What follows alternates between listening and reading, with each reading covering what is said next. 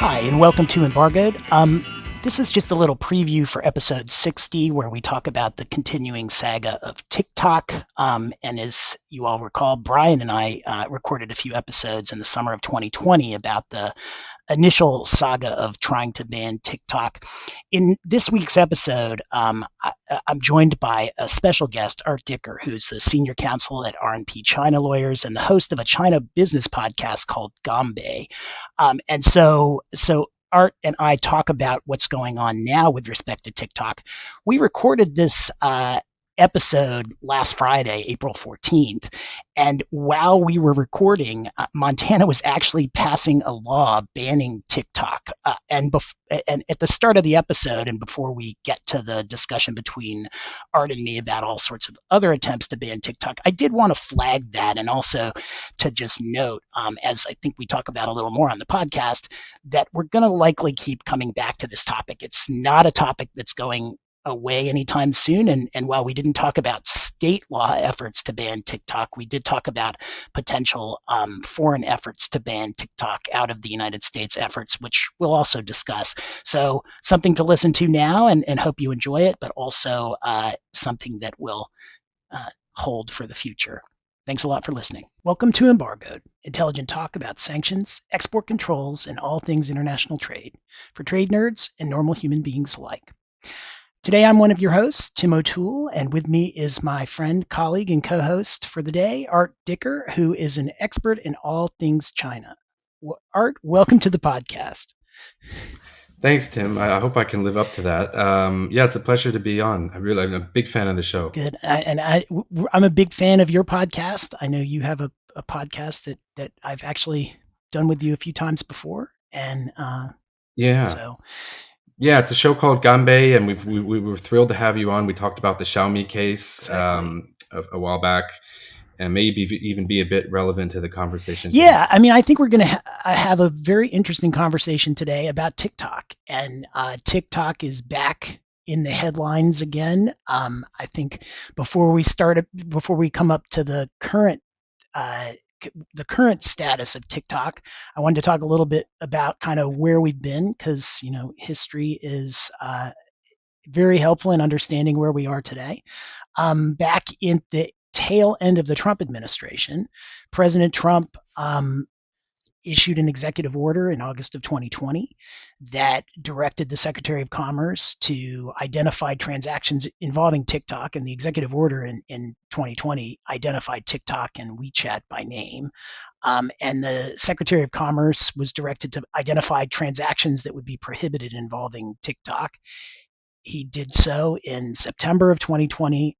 Basically, his order made it illegal for U.S. companies to facilitate or provide services in support of downloading the TikTok app in the United States. So it would have basically banned TikTok in the United States.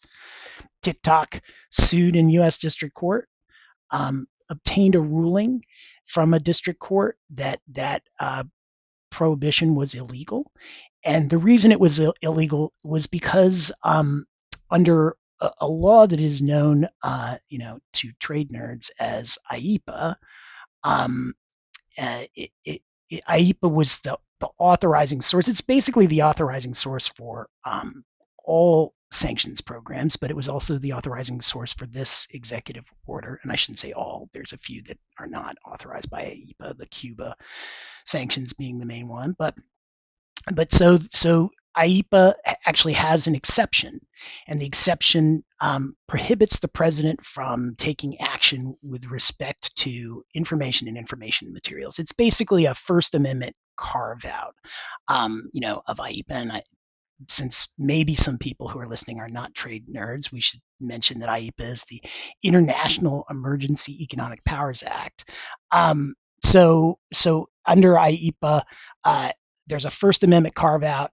Because TikTok is an app that is used for communication and free expression, the district court in DC struck down the executive order and allowed TikTok to continue, much to the joy of teenagers and others Probably everywhere. not you Yeah, and me. Yeah, we didn't care. right. I'd have been fine either way. I'm always a big fan of free expression, so I guess I was pulling a little bit for TikTok.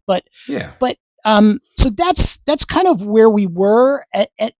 After that, there have been efforts to come up with an order that is a little bit broader. So there are focuses on the threats posed to the U.S. supply chain by various, and it's generally framed in terms of hostile or unfriendly or competitive countries.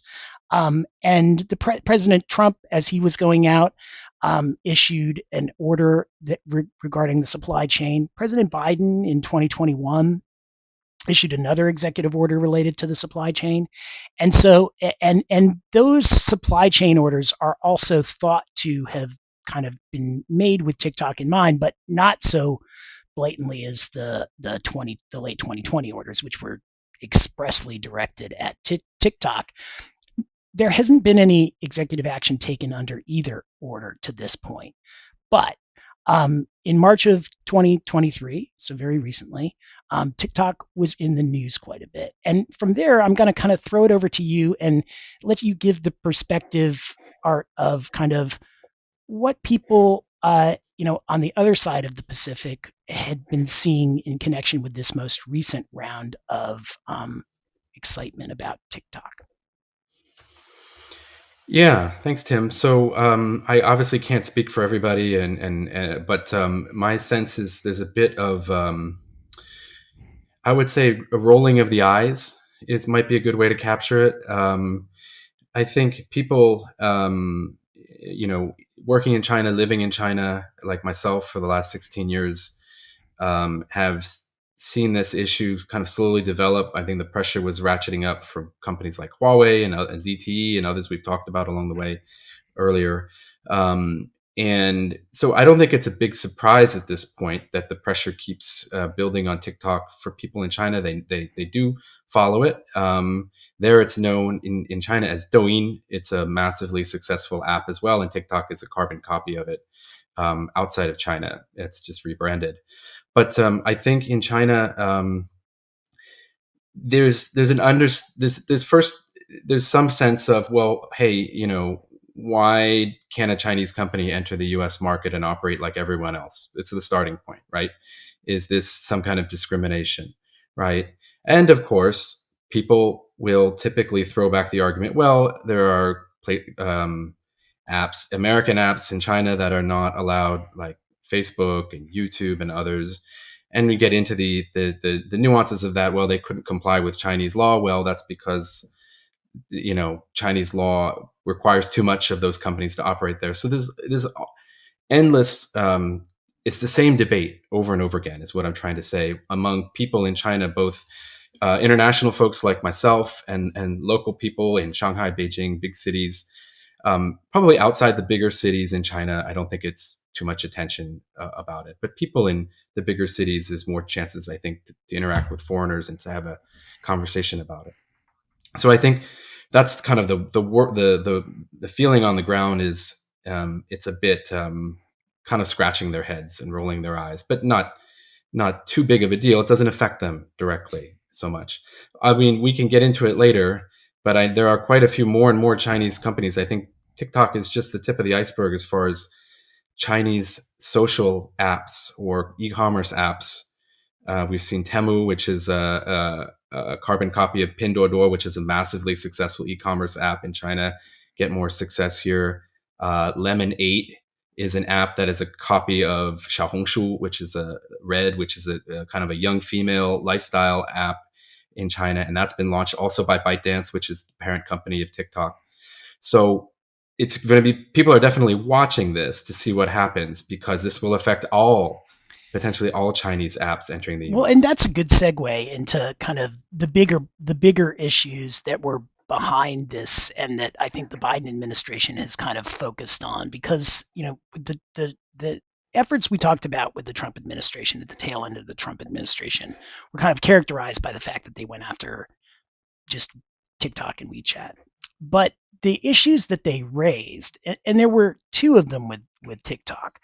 One was this issue about the Chinese government controlling content and having a role in the content. And I think that was the issue that was raised and immediately kind of set off First Amendment bells in the lawyers who were watching those cases, because it did look like it was almost a like we the US government are going to shut down an app because we don't like the way that the content is being directed.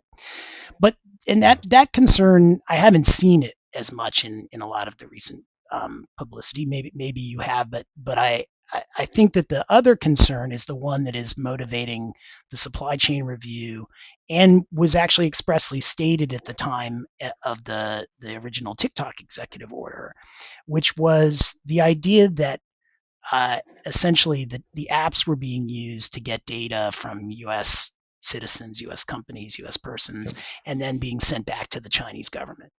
And that I think is the underlying motivation here with respect to the TikTok, you know, uh, history and the TikTok executive orders and drama that's gone on in the United States. I think recently the hearings in front of Congress focused on that as well. And one of the parts of the earlier TikTok story that we didn't talk about was also CFIUS. So but the CFIUS review of a ByteDance acquisition in 2017 for an app called Musically that I think eventually was folded into the TikTok app.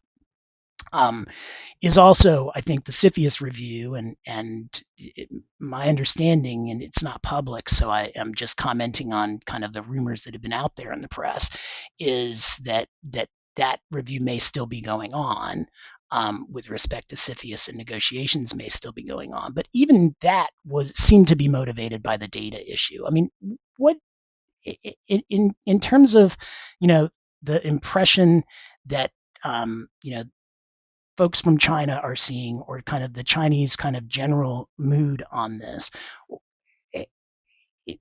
what is the impression of that rationale? I mean, is there a concern that that's really happening? Is it a concern that people shouldn't care really that the government is doing that? I mean, how is the public mood on that? Yeah. So I think, again, hard to speak for everyone, but I think it's interesting that CFIUS case Musically was I think it was about $1 billion purchase at the time, right? And obviously TikTok's valuation, even just for the U.S., would probably dwarf that. It's a private company, of course, but if it was publicly valued on the markets and whatnot, even that would dwarf that. I think Musically, of course, was always just kind of a market entry, grab some users and expand from there. And the core technology comes from China, and the algorithms were developed here. And I don't think there's anything necessarily nefarious about that. But the core IP, I think, is definitely ByteDance's IP, not anything they acquired from Musically. That was just a user acquisition play, I believe, to speed up their growth in the U.S. But now, if CFIUS does try to rescind that transaction retrospectively, I'll throw the question back to you in a second. Sort of, how does that play out? How would that actually work, right? Could TikTok, for example, just relaunch kind of greenfield, right? Because I don't think they necessarily relied on anything that IP wise that they acquired. But getting to that in a second, I think there's definitely a huge among the investment community, among companies which are going global in China, among certainly anyone doing any kind of acquisition or venture capital cross border. There's a huge understanding of CFIUS, and again, particularly for hard technologies. I have a lot of familiarity with the semiconductor space, having worked for Cadence Design Systems, which is software for semiconductor design, for 6 years as their Asia Pac general counsel. So there's, among industries like semiconductor, of course, it's CFIUS is everywhere. And so you're right. As I was starting to follow this issue 4 or 5 years ago, when FIRMA was being deliberated and then passed, data was becoming more and more of an issue. And I think the fundamental problem for companies in China is that it essentially, on the data issue, they're being asked to prove a negative in that sense. The data, even if they say the data is not going to be sent out of the US, right? Well, there's the issue, is it still being in China under China data privacy law? If there's remote access, right? If some engineer Yep. logs in remotely to data that's stored in China, and we have this issue come up with our clients all the time because China has a relatively good data privacy law in the books now for the last couple of years. That's an export, right? So I imagine the same is true in the It is. US if engineers from Beijing log in, right? So you can have the data hosted, but you can still have remote access. So that's an issue. Um, and so I think from a Chinese company's perspective, you can say they can say they'll never do it. They can say they have safeguards in place. They can say the government doesn't interfere in anything they do, but there's always the potential that any of those things could happen, right? And so I think that from their perspective, it's just at a company level, I think that they can understand what the concerns are in the Yeah. US. I don't think they're naive about that. And I think they can appreciate those concerns.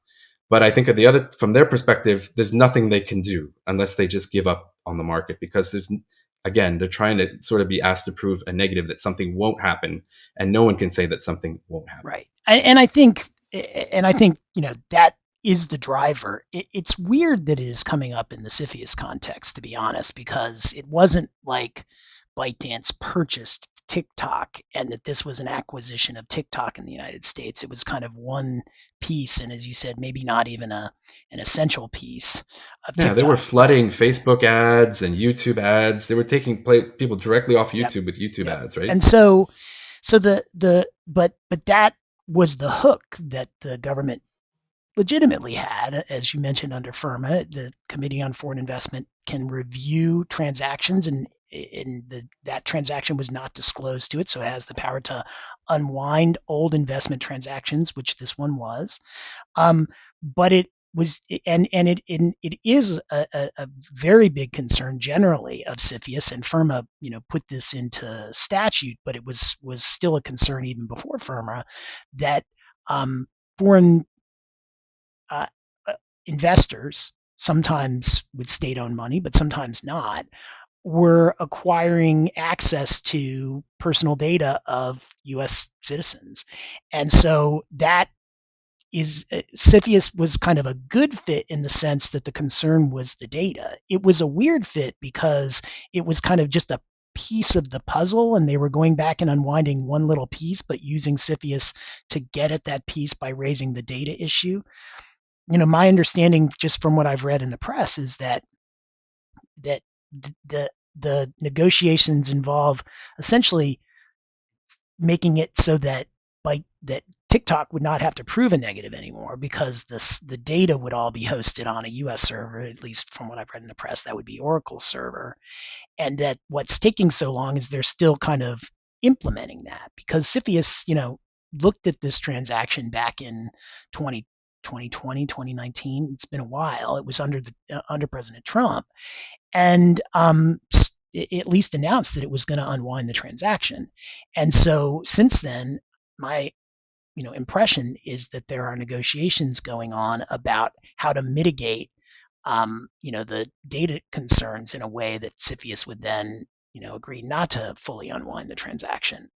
So I think that is the lever, ironically, that probably is going to accomplish or may accomplish what it is that people have said they wanted to accomplish, which was to ensure the protection of the data as opposed to having um, TikTok be forced to essentially prove a negative by saying none of the data is leaving. Now they won't be able to send the data out, or at least there'll be a U.S. control over it, so that it won't be that TikTok or ByteDance has to vouch for it. Well, Tim, can I throw a question back at you? Because Sure. I think especially being in DC, would have your finger on the pulse a bit more about this. I mean, from what I saw of the congressional hearing, right, and from the reaction in China, certainly among people was, everyone's made up their mind already. It was kind of they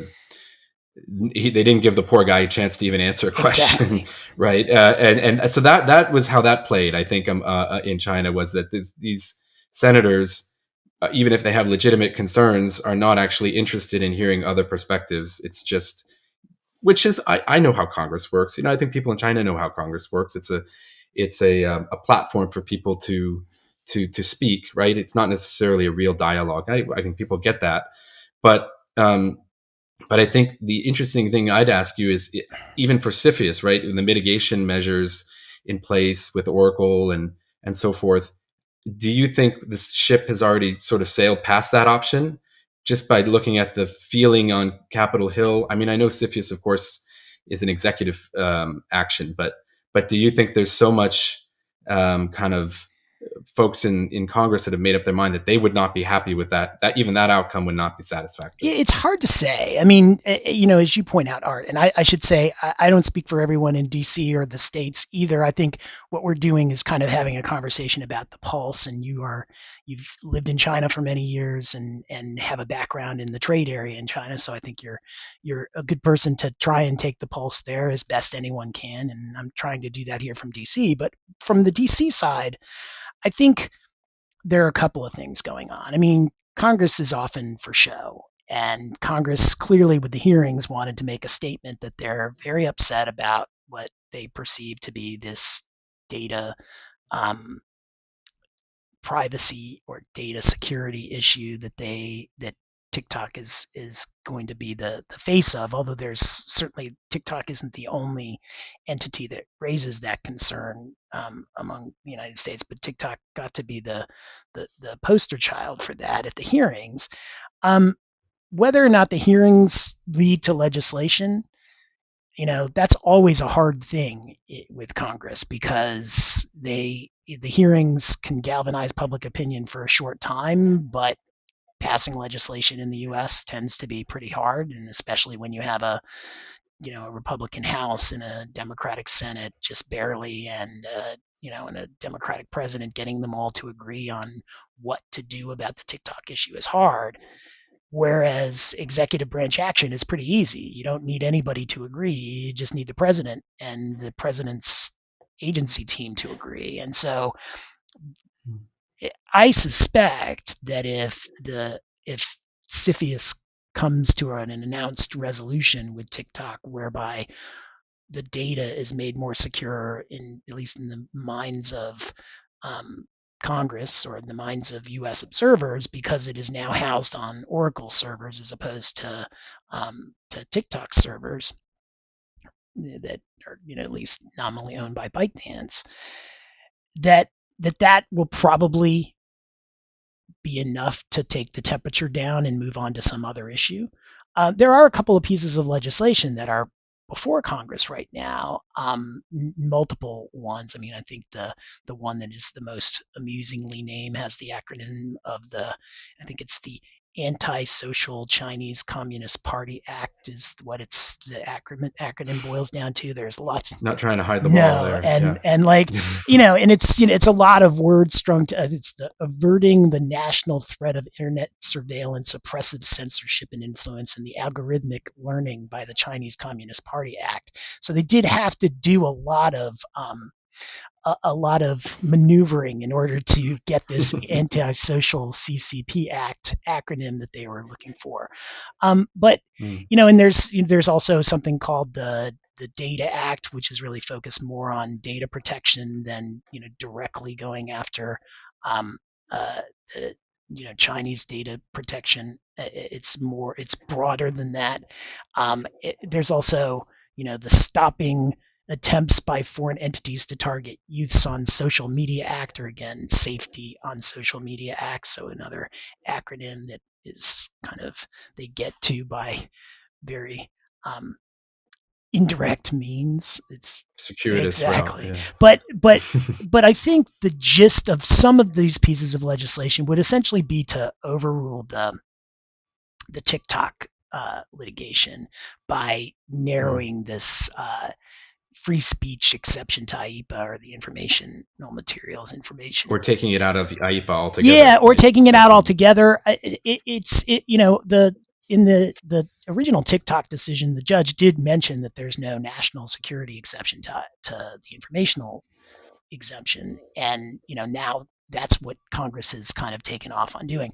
I actually tend to think that that sort of legislation is unnecessary because I viewed the outcome of of the TikTok litigation as the president is trying to put TikTok out of business. Yeah. And there's a free speech aspect to it because there have been discussions about problems with the content being controlled. And Yeah. so it was kind of a pure free speech where the law was directed at one company that was, Yeah. quintessential example of free expression. Um, It's a bill of attainder, it I think, is the old school No, term, right? exactly. You can't. So Yeah. I actually have thought all along that if done right, where you have an executive order that is much more like the one that President Biden issued in April of 2021, that is directed at protection of data, and that's the national security hook, and it's not directed at particular companies, but is directed at that issue. And then the Commerce Department, takes more than a month, and obviously it's taken way more than a month now, but actually does some study in the TikTok executive order. They took a month and came back, and lo and Yeah. behold, the remedies that they proposed were to put TikTok out of business in the U.S. But if they came back with some kind of company neutral measures that were really designed to protect data, I think that litigation gets much more Yeah. difficult and probably comes out a different way, even if the result is the same. Where it's not so clear that the purpose of what the president is doing is to put TikTok out of business, but instead is actually really focused on protecting data and data alone, regardless of what company you know, is potentially taking the data out of the United States to another country. Like that, I think that probably would have come out differently even under the current Mm. state of IEPA. And so, like, I'm not sure that this legislation is necessary, and it may be that part may be taken over by events because we do have the Commerce Department with this supply chain executive order that is working on measures that could be proposed to come out that would lead to the same result. And so Congress wouldn't necessarily need to go down this route. Now, still, that could be challenged under IEPA because that those measures are that executive order is still an IEPA executive order. But Right. but at least but I think that would it might come out, it might get upheld under IEPA. I think it probably would if they do this correctly. So you wouldn't need that legislation. So it would go Mm. away that because you don't need to take out the IEPA exception, which I think would be a good result because eliminating the Yeah. IEPA, basically free speech exemption just to go get TikTok strikes me as really bad Throwing the policy. baby out to what's the expression? Throwing the baby and the bathwater out together, Exactly, whatever that exactly. expression is. Yeah. Yeah, I mean, I think that's exactly it. So, and then I do think there's some chance that some of this other legislation goes forward, either this Data Act or the Restrict Act, where essentially you have Congress getting in the game of trying to protect data. Uh, I will say, that unlike it sounds like what happened in China. I mean, the United States has very weak data protection laws at the Yeah. federal level, and so the idea that a data protection law could get through, um, I haven't seen any evidence of that in the past, but these seem to be making some dent, and I think the president came out. Or the State Department came out in favor of this Restrict Act that is bipartisan and also focuses on supply chains. It is a little more directed at TikTok, but it is also a data privacy protection and supply chain protection.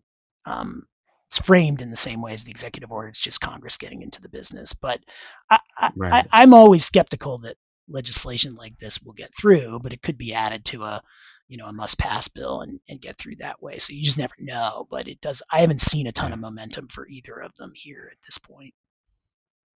It's interesting if for if this case triggered the finally kind of have, as you said, having a more comprehensive data privacy law, that would be a great outcome because I think it's sorely needed. And China didn't have one for the longest time, and then finally a couple years ago modeled their new laws after GDPR essentially in Europe.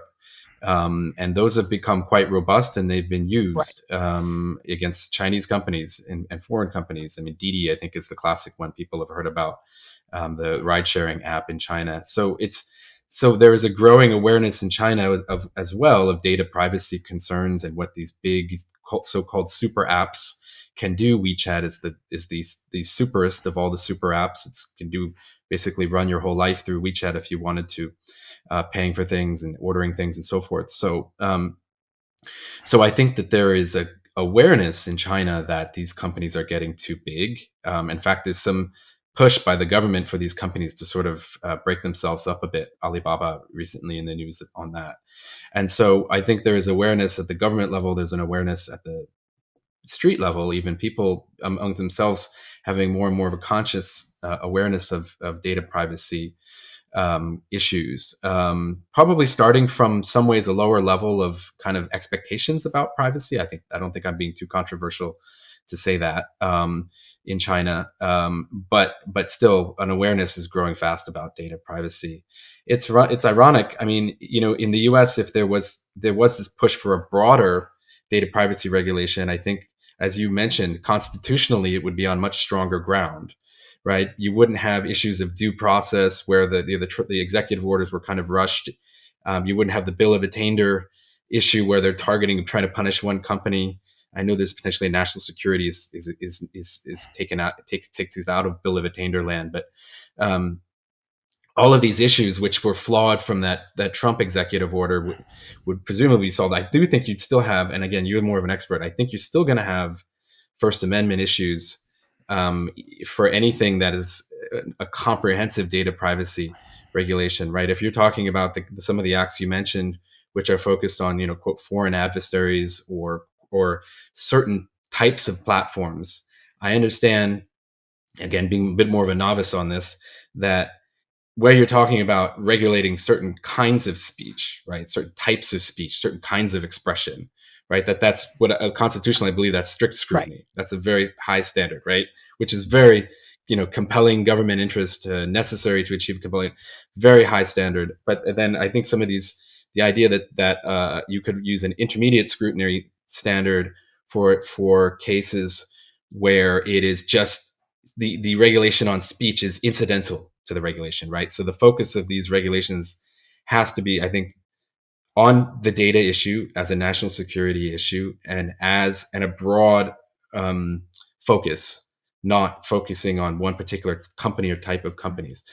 But I think you're saying that might be very hard. That's a big challenge for Congress to pass anything, especially something like Yeah, that. no, I agree. I mean, I think that, but that's where ultimately, if they were able to essentially either Congress or the Commerce Department under the supply chain order were able to come up with a scheme that basically just focused on the data issue and might put out of business some companies that are in the business of information and informational communication, but also might put out companies that are not in that business. It's just Yeah. essentially a neutral law that affects all sorts of companies. And the fact that it affects a company that is in the business that it has First Amendment protections would be a lot less remarkable. It certainly would give the government a much stronger hook to defend the law by saying this isn't a regulation of speech, this is a regulation of data. And the fact that they actually are, a company that might engage in speech at some point, good for them, but they still have to abide by the law that everybody else abides by in order to do that. And again, I don't pretend to be an expert in First Amendment intermediate scrutiny, but I do know that would give the government a lot stronger hook than they had in the original TikTok litigation, where it was, whether or not it was legally a bill of attainder, it is exactly the issue that the bill of attainder clause is designed to get at, which is we had a law that was directed at one company basically, and was Yeah. its stated purpose was to put that company out of business. And then when you add to it that that company was in the business of providing a platform for free expression, like it was a real. They gave the Justice Department a lot. A lot to defend all at the same time. So it's not that surprising that A, the case came out like it did, and B, that it wasn't even defended on appeal. I mean, nobody tried to challenge that and take it up. And the courts are looking for a way to rule on something that's not controversial, right? So the fact that like I believe in those cases, right, where the IEEPA exceptions were triggered, that was the grounds, because that's much easier to rule on than trying to make some broad, determination on levels of scrutiny and whatnot, because that's much more precedent Exactly. setting, I guess, is Exactly. the issue. No, this was that made it that exception made it a lot easier for the courts since they didn't have to go to the First Amendment and whether or not a Chinese company would have First Amendment protected rights to engage in a platform for free expression. Now, obviously, TikTok is an American company, but owned overseas. Right. But I think that I think that that is really kind of where I see things coming down on this. Is there's a lot of noise and a lot of potential reform, but the challenge, if they, and this is why I at the end of the day I'll be surprised if it really goes anywhere. The challenge that I see is um, if you want to make a data privacy law in the United States that applies actually to not just to you know non-U.S. companies, but applies to U.S. companies. There is a very ingrained data collection industry in the United States that will have something to say about legislation like Yeah. that, and probably a lot to say about it.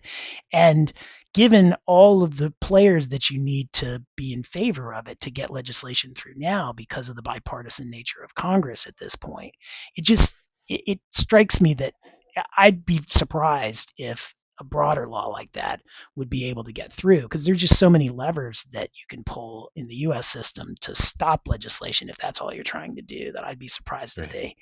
they couldn't stop it. And there certainly isn't appears to be a strong lobby for the um, data collection, um, Yeah.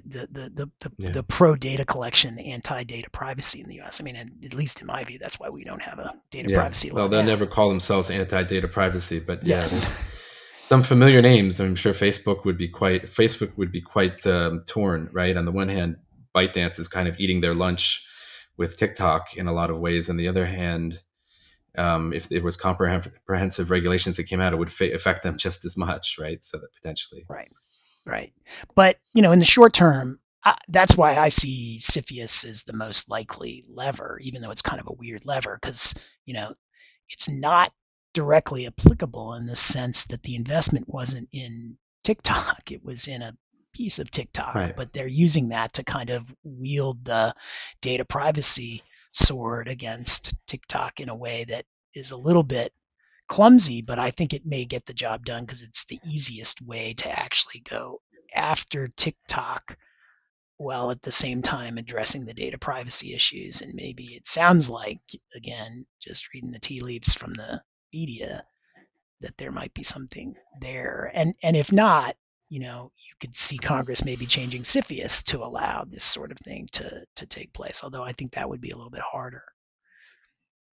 But if the mitigation, if we can't come to an agreement on mitigation of the risk under CFIUS, and let's say we never get anywhere on all these other regulations, and CFIUS either tries to unwind the transaction, or somehow there's political pressure to force TikTok to ByteDance to divest TikTok. How do you see that playing out? As far as the problem is it's so big, right? Right. It's such. I mean, who's going to Well, buy but it? and this is why I'm calling it such a clumsy mechanism, but why it actually creates the setting in which a settlement could take place. Mm, As I understand it, I mean, CFIUS's power, and I know a bit about that. CFIUS's power is to unwind a transaction. Well, the transaction was just musically.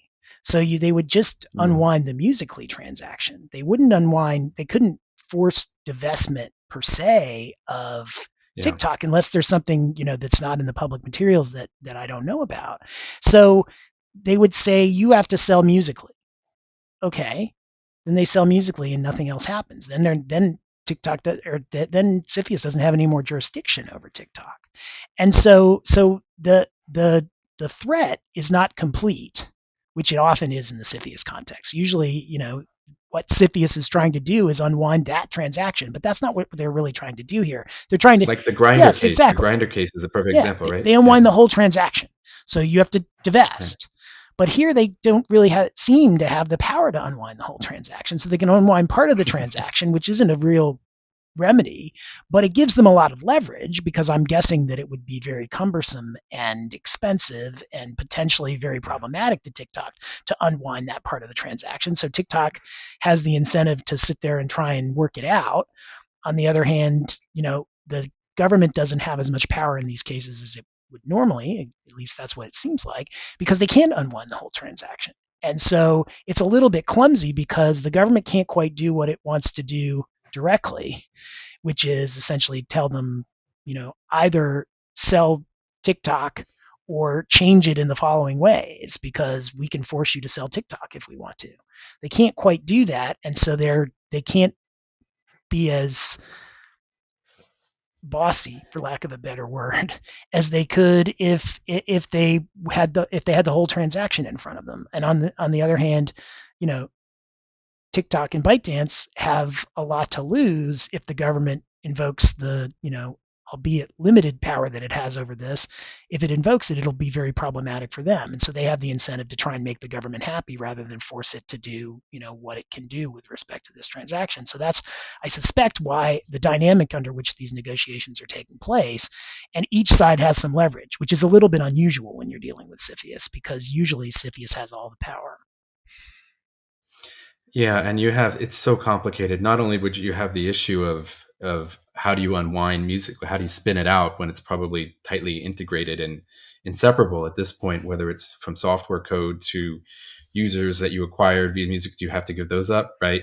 And at the same time, if you force the sale of TikTok through whatever means, political or legislative or whatnot, or judicial, I don't know, but if you could force the sale first, who's the buyer going to be? Right. It's I've seen valuations of at least $50 billion for the company. There's no private equity firms, especially with high interest rates these days, that's going to be able to raise funding to buy that, even a consortium.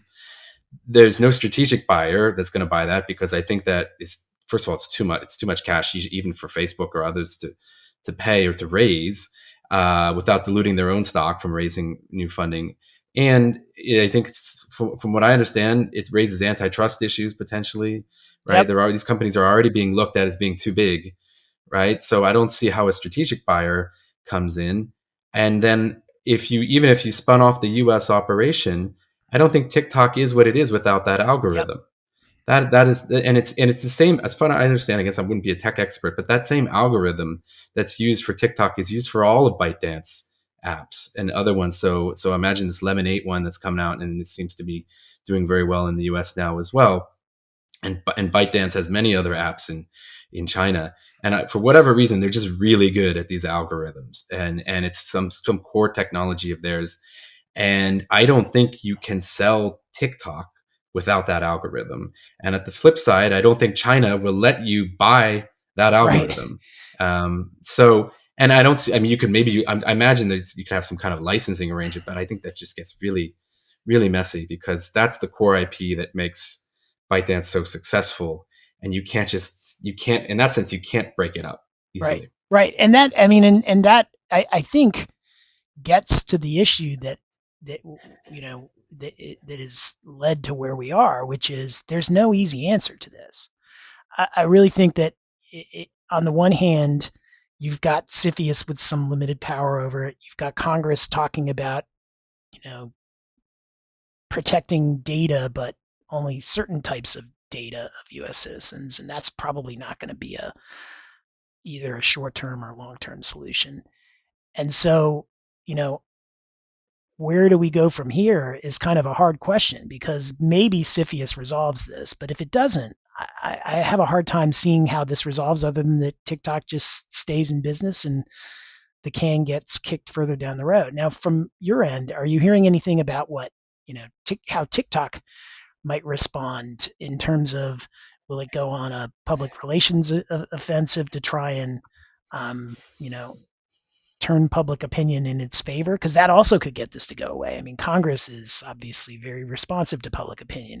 If TikTok And I think that's also part of the reason that Congress hasn't done anything, because and what President Trump tried to do was, at least with many segments of the community, very unpopular. Is TikTok going to try and take advantage of that to really turn public opinion against Congress for having gone after it?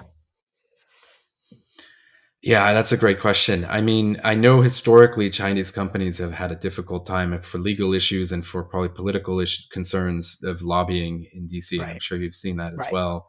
Um, I think so. That's always kind of a hard thing to try to do. Historically, Chinese companies coming to the U.S. wouldn't, I don't think, try to lobby too much. And if there was pressure ratcheted up against Chinese market entry into the U.S. politically, or for other, or any kind of anti-China trade sentiment, that sort of thing, historically, like groups like the U.S. Department of Commerce and other groups which had a lot of business in China would lobby for kind of ratcheting down the rhetoric, or kind of watering down legislation that was being proposed and so forth. Or a lot of these, as you know, a lot of these decisions on CFIUS and other things are subject to final presidential Yeah, approval, so that there'd be some back channel discussions on that, I think. And the idea is of keep the U.S. China trade relationship on as level of, or as a peaceful of a plane as possible. And it's good. What's good in that sense for Chinese companies in the U.S. is good for U.S. companies in China then. And I do see that that's definitely that source of kind of U.S. company lobbying. First of all, I don't think would apply as much in this case, of course, because TikTok, they have nothing in common with TikTok, and of course we know Facebook is not exactly excited about TikTok being in the U.S. On the other hand, and nor is Facebook in China, right? So, on the other hand, I think the general U.S. business lobby is a lot more hands off these days on China issues, because I think they also see that it's too toxic to touch. yeah. I mean that, and So I think that is kind of the dynamic in which TikTok found itself when it was at the congressional hearings back in March. Was that, that you just kind of had to sit there and take it, because one, you couldn't get a word in edgewise, but two, um, public opinion just was not going to, in some ways, I think a lot of um, the representatives who were there were kind of hoping that there'd be more fight back so that they could get some sound bites going toe to toe with the CEO of TikTok. So I guess, I think he got good training on that point. yeah, Don't be too pugnacious, I think is the yep, word. Don't go in looking for a fight, because you'll certainly yeah, get it. So and that was the one part I think he did do well in those hearings, but it was a no-win yeah. situation for him, I'm sure.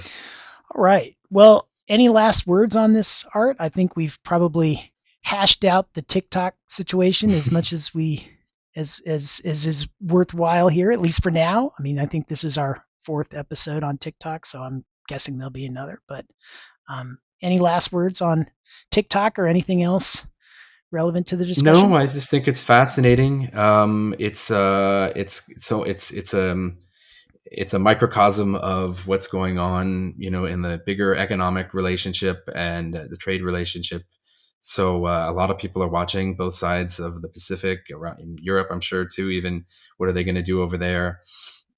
So it's just fascinating, and I don't think anyone, as people listening can tell, I don't think anyone really knows how this is going to turn out. But we just can watch, and it raises a lot of interesting issues. First Amendment, I had to go back to some of my old law school textbooks and refresh my stuff about First Amendment and free speech rights and stuff like that. I will say it's a beautiful thing, as we talked about on the Xiaomi case, to see this really amazing debate in the U.S. about how this should work, the rights and the dangers of setting precedents that may affect U.S. companies, U.S. citizens. I think it's a beautiful thing that we have this debate in the U.S. and we take these issues so I seriously. agree. I mean, I actually was very heartened by all of the legislation that took place over some of the programs, that the Xiaomi case and the TikTok case and the WeChat case, in part because it did kind of vindicate the rule of law. I mean, there were some real problems with Mhm. some of those programs. And I will say, in much of the national security context, um, I get disheartened because I think some serious issues get given short shrift by the judiciary. These were not, and I think that was a they were.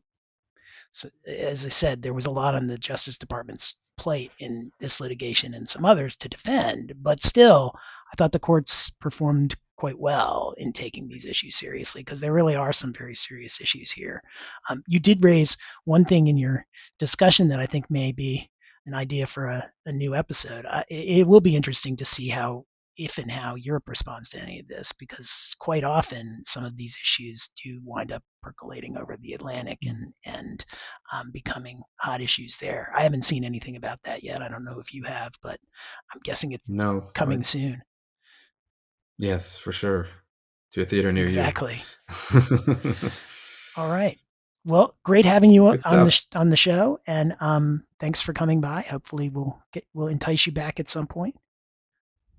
My pleasure, Tim, and love to have you on again as All well right. on our Well, show. take care, Art, and Take care, Tim. stay sanctions free, or I guess stay IEEPA and CFIUS free, and sounds like a good right, strategy. antisocial CCP free, I guess, is also, as long as we're doing hashtags.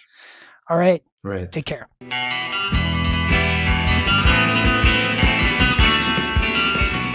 Produced by Heartcast Media.